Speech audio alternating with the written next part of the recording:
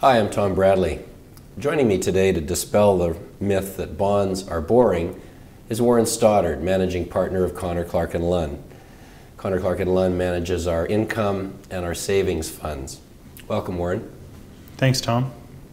Now, before we get into how you manage the funds, I want to talk a little bit about how you've structured the firm. You and your partners, I think, have come up with a unique and a structure, and one that has a lot of merit in our industry. The Connor Clark & Lunn name is familiar to many investors, the firm having been around since 1982. Originally configured as a traditional pension fund manager, we reorganized ourselves about 8 or 9 years ago into the form that we have today. The structure, which is commonly described as multi-boutique, is unique to our firm within Canada, but replicated elsewhere in the world. And what it is intended to do is to capitalize on opportunities to build scale in parts of the organization that benefit from scale, such as operational management, and keep the investment management operations small and tightly focused, with equity ownership producing the majority of compensation for the individuals who populate the investment teams that are responsible for producing investment performance for our clients. Now, the team that runs our funds would be one of your longer standing teams and is based in Vancouver? The team's based in Vancouver and is comprised of 8 individuals that have diverse backgrounds and extensive experience. They manage about $7 billion on behalf of pension and individual clients across the country. What's unique about the team is not necessarily the depth of resources that we have, but the manner in which they're organized. What we do is segment responsibilities between yield curve and other interest rate oriented decisions and credit decisions. We use that information to develop forecasts and decide on the amount of risk and the types of risks that we want to integrate into client portfolios. And then we have a highly quantitatively oriented portfolio construction process that ensures that those decisions are integrated on an optimal basis and that the portfolio construction relates to the specific objectives of the client that we're managing money for.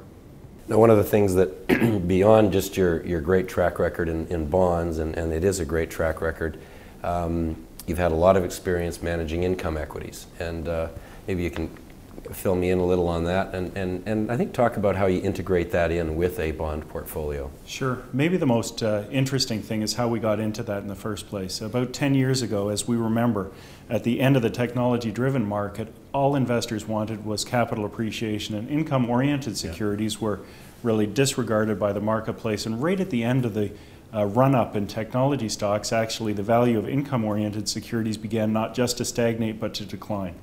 We saw an opportunity at that point in time to establish an expertise in investment in income-oriented securities, which we thought would mesh well with what were going to be emerging demands on the part of investors for more absolute return-oriented products, where the return was derived primarily from the generation of income from securities as opposed to an expectation of capital appreciation.